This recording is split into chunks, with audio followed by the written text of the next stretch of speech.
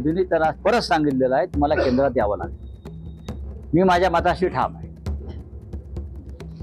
मोदींनी त्यांना परत एकदा सुचवलेलं आहे की राष्ट्राचा विचार करा, नेशन फर्स्ट, राष्ट्र प्रथम. हे जे भारतीय जनता पक्षाचं धोरण आहे राष्ट्र प्रथम, तर त्या मोदी साहेबांनी राज्याच्या मुख्यमंत्र्यांना सांगितलं आहे की देवेंद्रजी, राष्ट्र प्रथम, राष्ट्रातलं महत्त्वाचं खातं आम्ही तुम्हाला देणार आहोत, शिक्षण खातं.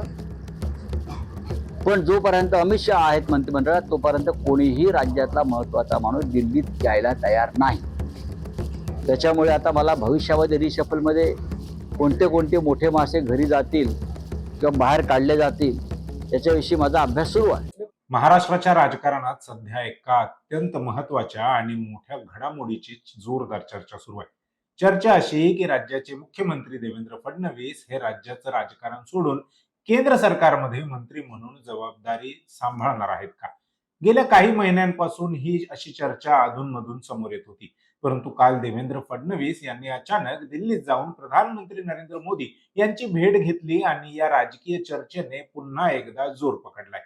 फडणवीसांच्या या दिल्ली दौऱ्यामागचं अधिकृत कारण जरी राज्यातील विकास प्रकल्प आणि शेतकरी प्रश्नांशी जोडलेलं असलं तरी विरोधक आणि विशेषतः शिवसेना उद्धव बाळासाहेब ठाकरे पक्षाचे खासदार संजय राऊत यांनी या भेटीवर पुन्हा एकदा तोच त्यांचा जुना दावा केलाय.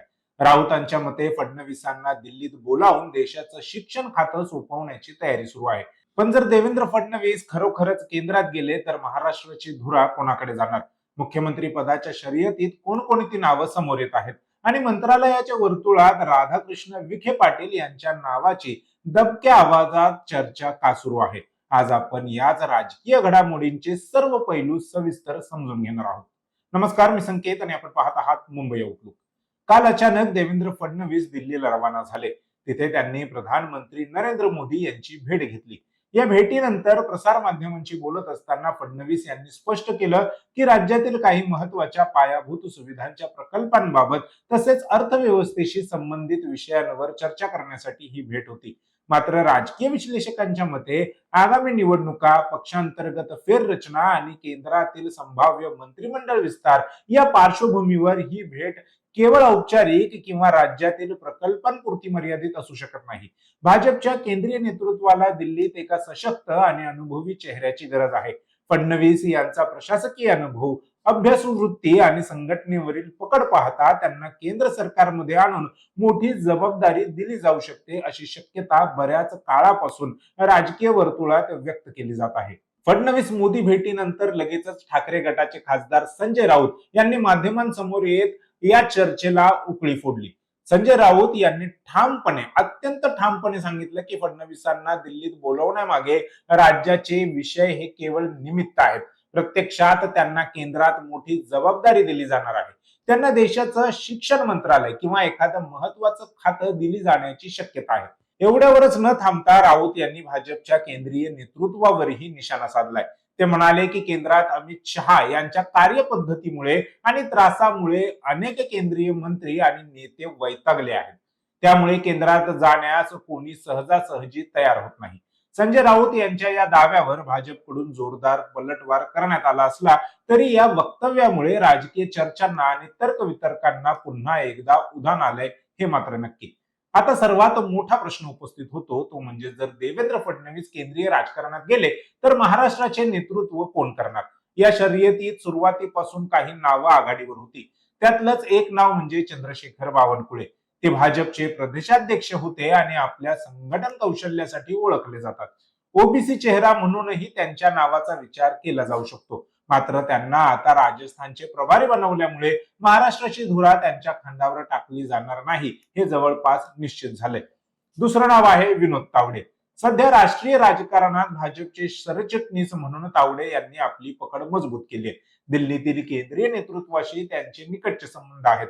मात्र असं जरी असलं तरी राज्यातल्या भाजपच्या नेत्यांमध्ये त्यांची स्वीकारार्हता कमीच आहे.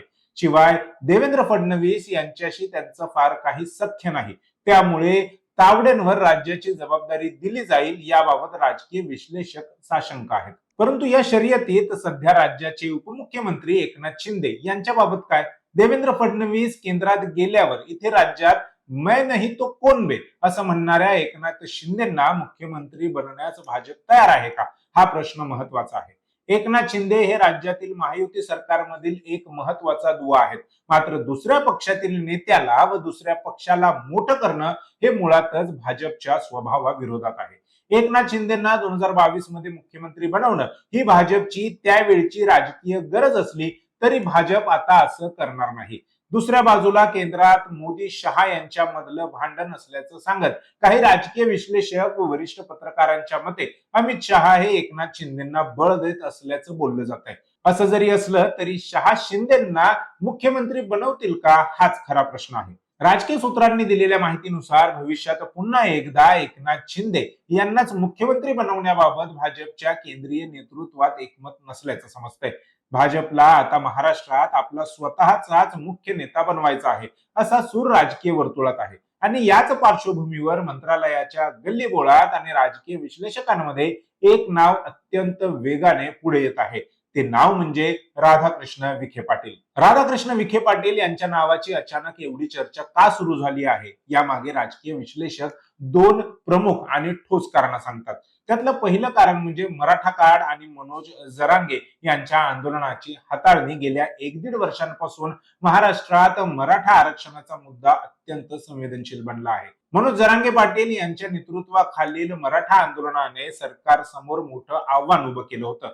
या संपूर्ण काळात सरकारच्या वतीने मध्यस्थी करणं, जरांगे यांच्याशी चर्चा करणं आणि हे आंदोलन प्रशासकीय व राजकीय दृष्ट्या हाताळण्यात राधाकृष्ण विखे पाटील यांनी महत्वाची भूमिका बजावली आहे.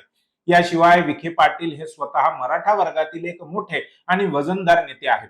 त्यामुळे आगामी काळात मराठा समाजातील असंतोष कमी करण्यासाठी आणि निवडणुकीच्या राजकारणात मराठा कार्ड प्रभावीपणे खेळण्यासाठी विखे पाटील हे भाजपसाठी एक उत्तम पर्याय ठरू शकतात. दुसरं कारण म्हणजे विखे पाटील हे सध्या भाजपच्या ध्येय धोरणांची आणि विशेषतः देवेंद्र फडणवीस यांच्याशी अत्यंत एकनिष्ठ मानले जातात. काँग्रेसमधून भाजपमध्ये आल्यानंतर त्यांनी पक्षात स्वतःचं एक वेगळं स्थान निर्माण केलंय. सध्याच्या राजकीय चित्रात विखे पाटील हे देवेंद्र फडणवीस यांच्या शब्दाबाहेर जात नाहीत असं स्पष्ट दिसतंय. त्यामुळे जर देवेंद्र फडणवीस केंद्रात गेले तर महाराष्ट्रावरील आपली पकड आणि प्रभाव कायम ठेवण्यासाठी देवेंद्र फडणवीस स्वतः विखे पाटील यांच्या नावाला पहिली पसंती देऊ शकतात. महाराष्ट्राचं राजकारण हे नेहमीच अनपेक्षित ट्विस्ट आणि टर्नने भरलेलं आहे. एकीकडे देवेंद्र फडणवीस हे महाराष्ट्रात भाजपचे प्रमुख रणनीतिकार आहेत आणि महाराष्ट्रातील भाजपची संपूर्ण धुरा त्यांच्याच खांद्यावर आहे. अशा वेळी त्यांना केंद्रात नेणं हे पक्षासाठी महाराष्ट्रात कितपत फायदेशीर ठरेल यावरही भाजपमध्ये मंथन सुरू असणार. दुसरीकडे विरोधकांचे दावे आणि संजय राऊत यांचं वक्तव्य हे केवळ राजकीय दबाव निर्माण करण्यासाठी आहे की त्यामागे काही खरं राजकीय हालचाल सुरू आहे, हे येणारा काळच ठरवेल. मात्र एक गोष्ट निश्चित, देवेंद्र फडणवीस जर दिल्लीत गेले तर महाराष्ट्राच्या राजकारणाची संपूर्ण समीकरणच बदलतील आणि अशा स्थितीत राधाकृष्ण विखे पाटील, विनोद तावडे किंवा चंद्रशेखर बावनकुळे यांपैकी कोणाच्या शिरावर महाराष्ट्राची धुरा येते हे पाहणं अत्यंतच महत्वाचं ठरणार आहे.